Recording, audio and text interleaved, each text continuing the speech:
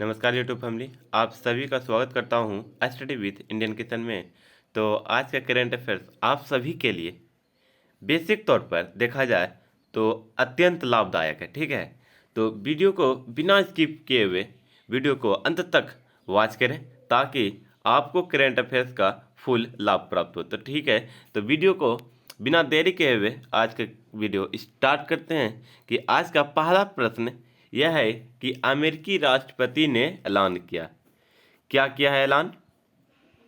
देखते हैं। अमेरिकी राष्ट्रपति ने ऐलान किया है कि कुछ श्रेणी के अब आव्रजकों को अवधि पूरी होने के बाद भी कार्य परमिट का इस्तेमाल अतिरिक्त कितने साल तक करने की अनुमति दी जाएगी। ठीक है, तो देखिए ऑप्शन हम सभी के सामने है कि 1.5 साल, 2 साल, 3 साल और 4 साल। ठीक है, इसका जो बिल्कुल ही राइट आंसर हो जाएगा वो हो जाएगा आंसर 1.5 साल। क्या हो जाएगा?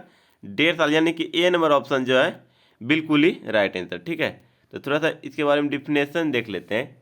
इसका डिफिनेशन में होगा, यानी अमेरिका बोल सकते हैं, अमेरिकी नहीं बोलेंगे, अमेरिका के राष्ट्रपति जो बाइडेन के प्रशासन ने ऐलान किया है कि कुछ श्रेणी के अव्रजकों को अवधि पूरी होने के बाद भी कार्य परमिट का इस्तेमाल अतिरिक्त 1.5 साल तक करने की अनुमति दी जाएगी। इस श्रेणी में ग्रीन कार्ड, पेन कार्ड के इच्छुक लोग और H-1B वीजा धारक के पति पत्नी शामिल हैं। स्थानीय निवास कार्ड के रूप में पहचाने जाने वाला ग्रीन कार्ड प्रवासियों को जारी किया गया एक ऐसा दस्तावेज है जो इस बात को प्रमाणित करता है कि धारक को अमेरिका में अस्थायी रूप से रहने का विशेष अधिकार दिया गया है। ठीक है, एक कार्ड बनवाया जाएगा, ये हरा card, green card, PAN card, ये बहुत सारे कार्ड बनते हैं। जैसे गुजरात में पान कार्ड भी बनते हैं, हरा कार्ड, ग्रीन कार्ड बनते हैं। और इंडिया में देखा जाए तो लाल card, blue card, red card, यानी बहुत प्रकार के यहाँ भी कार्ड बनते हैं। ठीक है, तो इस प्रकार के कार्ड बनने होने चाहिए। ठीक है, तभी आपको वहाँ पर वीज़ा अमेरिका में मिल सकता है। तो बढ़ते हैं अगले प्रश्न की ओर। अगला प्रश्न है कि इस साल होने वाले कॉन्स फिल्म फेस्टिवल में निम्न में से किस देश के कंट्री ऑफ ऑनर के तौर पर चुना गया है। ठीक है, तो ऑप्शन है नेपाल, रूस, भारत, पाकिस्तान। ठीक है, तो इसका जो बिल्कुल ही राइट आंसर हो जाएगा वह हो जाएगा भारत। क्या हो जाएगा? भारत, यानी कि सी नंबर ऑप्शन हमारा बिल्कुल ही राइट आंसर। ठीक है, थोड़ा सा इसके बारे में डिफिनेशन देख लेते हैं। भारत, इस साल के होने वाले कांस फिल्म फेस्टिवल में भारत को कंट्री ऑफ ऑनर के तौर पर चुना गया है। यह पहला मौका है कि कांस में इस तरह की परंपरा की शुरुआत हो रही है। केंद्रीय सूचना एवं प्रसारण मंत्री अनुराग ठाकुर ने बताया है कि कांस फिल्म फेस्टिवल में आधिकारिक तौर पर भारत को कंट्री ऑफ ऑनर चुना गया है। इस साल यह फेस्टिवल 17 मई से 28 मई 2022 तक आयोजित किया जाएगा। ठीक है, तो यह पहली बार जब फेस्टिवल में ऑनर ऑफ कंट्री किया जाएगा। ठीक है, तो यानी पहली बार जो है भारत फेस्टिवल ऑफ कंट्री जो है ऑनर के तौर पे चुना गया है। तो यह इसका अच्छे से कार्य करेंगे। तो देखते हैं अगले प्रश्न की ओर। अगला प्रश्न है कि निम्न में से किस खिलाड़ी को वेस्टइंडीज का नया वनडे और T20 कप्तान बनाया गया। ठीक है, तो ऑप्शन है रोबमन पॉवेल। क्या है? रोबमन पॉवेल, निकोलस पूरन और बैडन किंग, किरण पोलार्ड। ठीक है, तो इसका जो राइट आंसर हो जाएगा वो हो जाएगा निकोलस पूरन। क्या हो जाएगा? निकोलस पूरन, यानी कि बी नंबर ऑप्शन बिल्कुल ही राइट आंसर है। ठीक है, निकोलस पूरन को वेस्टइंडीज का एक नया वनडे T20 कप्तान बनाया गया है। बता दें कि निकोलस पूरन पिछले महीने संन्यास लेने वाले किरण पोलार्ड की जगह लेंगे। पूरन 37 वनडे मैचों की 40.4 की औसत से 1121 रन बनाए। इस दौरान एक शतक और 8 अर्धशतक उनके बल्ले से निकले हैं। 57 टी20 मैचों में 27.77 की औसत और 129.8 स्ट्राइक रेट से 1194 रन बनाए। उन्होंने टी20 में 8 अर्धशतक लगाए हैं। ठीक है, उन्होंने कितने टी20 में 8 अर्धशतक लगाए हैं, और शतक तो एक ही लगाया है इन्होंने। ठीक है, शतक इन्होंने एक लगाया है, 8 अर्धशतक लगाए हैं। अर्ध में पूछा जाएगा ना, तो 8 अर्धशतक। ठीक है, तो बढ़ते हैं अगले प्रश्न की ओर। अगला है कि भारतीय रिजर्व बैंक यानी RBI, reserve bank of India, ठीक है, ने 4 मई को रेपो रेट 0.40% बढ़ाकर कितने प्रतिशत कर दिया है। ठीक है, रेपो रेट को बढ़ा दिया है, कितना प्रतिशत बढ़ा दिया है, यही पूछ रहा है। तो ऑप्शन दिया गया है कि 5.40%, 6.40% और 3.40%, 4.40%। तो इसका जो बिल्कुल ही राइट आंसर हो जाएगा वो हो जाएगा 4.40%, यानी कि डी नंबर ऑप्शन जो है बिल्कुल ही राइट आंसर है। थोड़ा सा इसके बारे में जानकारी और ले लें डिफिनेशन में कि भारतीय रिजर्व बैंक ने, आरबीआई ने 4 मई 2022 को रेपो रेट 0.40% बढ़ाकर 4.40% कर दिया है। ठीक है, तो पहले यानी 4% था, 4% था, अब जो है उसमें 40% और जोड़ दिया है तो हो गया 440। ठीक है, तो कर दिया है। तो मुख्य रूप से बढ़ती मुद्रास्फीति को काबू में लाने के लिए केंद्रीय बैंक ने यह कदम उठाया है। इससे पहले आरबीआई ने आखिरी बार 2022-2020 को रेपो रेट ने बदलाव किया था। रेपो रेट वह दर होती है जिस पर बैंक आरबीआई ने कर्ज लेते हैं। यही वजह है कि इस दर में बदलाव का सीधा असर खुदरा कर्ज पर पड़ता है। ठीक है, समझ में आ गया है।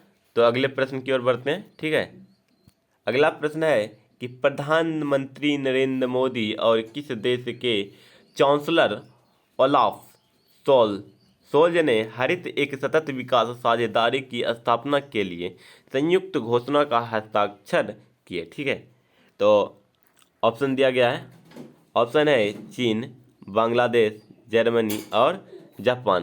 तो इसका जो बिल्कुल ही राइट आंसर हो जाएगा वह हो जाएगा जर्मनी। क्या हो जाएगा, जर्मनी के। देखिए, 3 नंबर ऑप्शन बिल्कुल ही राइट आंसर है। ठीक है, तो डिफिनेशन इसका देखते हैं कि प्रधानमंत्री नरेंद्र मोदी और जर्मन चांसलर ओलाफ सोल्ज ने हरित और सतत विकास साझेदारी की स्थापना के लिए संयुक्त घोषणा पर हस्ताक्षर किए। तो एक पत्र होता है जिसका नाम है संयुक्त घोषणा। ठीक है, उस पर हस्ताक्षर किया। इस साझेदारी के तहत जर्मनी ने भारत में जलवायु परिवर्तन से संबंधित परियोजनाओं में 10 बिलियन यूरो के निवेश और अग्रिम प्रतिबद्धता जताई है। यह राशि 2020 से 30 तक निवेश की जाएगी, 2030 तक निवेश की जाएगी यानी। ठीक है, अभी 2022 है यानी 8 साल तक निवेश की जाएगी। सरकार ने 2030 तक 5 मिलियन टन हरित हाइड्रोजन उत्पादन स्थापित करने का लक्ष्य रखा है। देखिए, 2030 तक जो है 5 मिलियन टन जो हरित हाइड्रोजन होता है ना, हाइड्रोजन, वह उत्पादन करने का एक लक्ष्य रख लिया है। ठीक है, तो देख चलिए इसके लिए कितना बिलियन डॉलर लिया है, 10 बिलियन यूरो उससे लिया गया है। ठीक है, तो चलिए अगले प्रश्न की ओर। अगला प्रश्न है कि विश्व अस्थमा दिवस, देखिए विश्व अस्थमा दिवस यानी वर्ल्ड अस्थमा डे निम्न में से किस दिन मनाया जाता है। तो देखिए ऑप्शन है कि मई महीने के पहले मंगलवार, जून महीने के पहले सोमवार, अगस्त महीने के पहले शुक्रवार और मई महीने के पहले रविवार। 4 ऑप्शन हो गया। तो इसका जो बिल्कुल ही राइट आंसर हो जाएगा वह हो जाएगा मई महीने के पहले मंगलवार, यानी कि ऑप्शन नंबर ए बिल्कुल ही राइट होगा, मई महीने के पहले मंगलवार। ठीक है,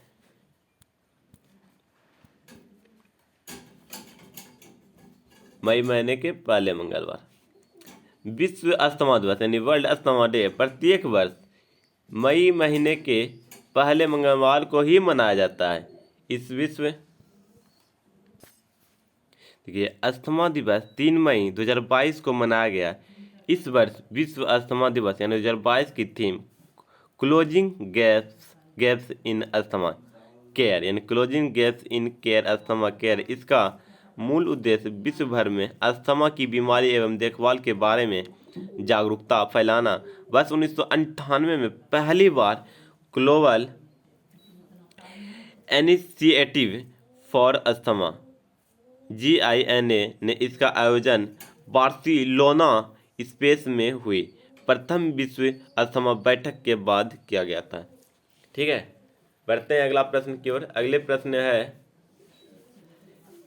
कि हर्षदास शरद गुरुड यूनान के हेराक्लियोन में आयोजित IWF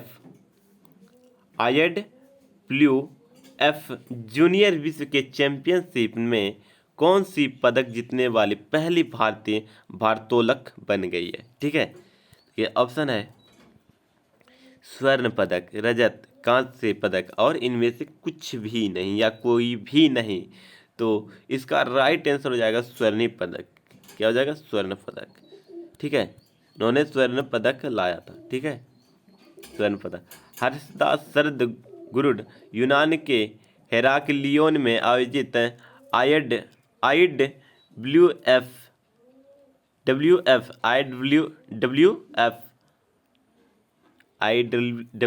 है। ठीक है, जूनियर विश्व चैंपियनशिप में स्वर्ण पदक जीतने वाली पहली भारतीय भारोत्तोलक बन गई। हर्षदा से पहले इस चैंपियनशिप में पदक जीतने वाली सिर्फ 2 भारतीय खिलाड़ी हैं।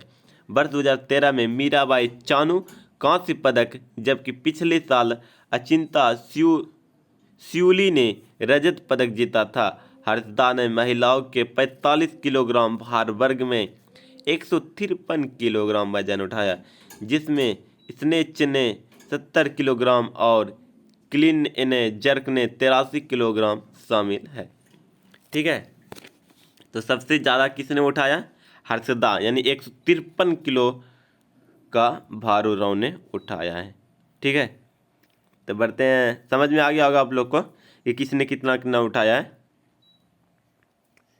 कांस्य जितने भी उठाया उसने 45 उठाया, और स्वर्ण तो पता चल गया 1900 यानी 153, और क्या है,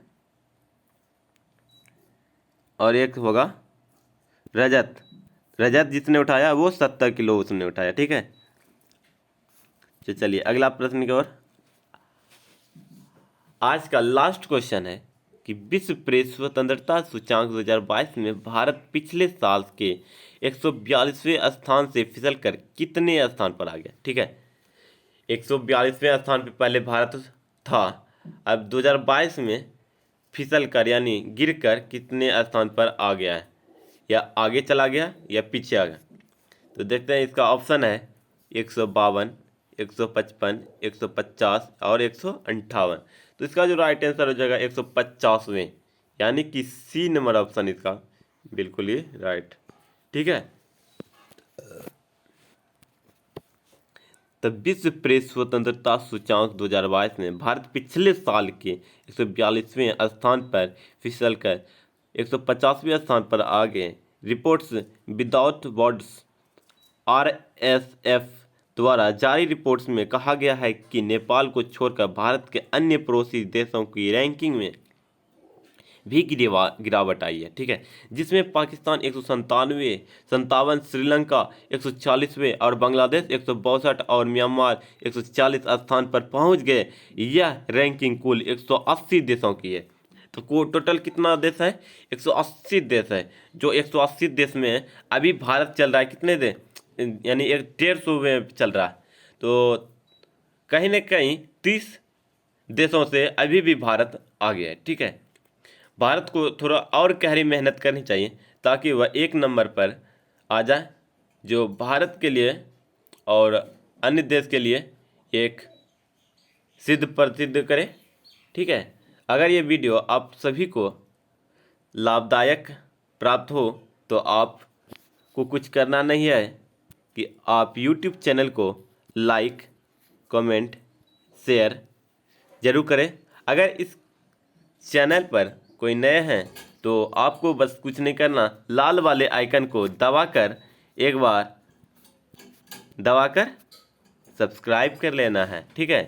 तो बेल आइकन को ऑल पर प्रेस कर लेना है ताकि आपको हमारा नोटिफिकेशन मिलता रहे। तो थैंक यू फॉर वाचिंग। आप सभी का दिन मंगलमय हो। धन्यवाद आपका ज़्यादा समय लेने के लिए।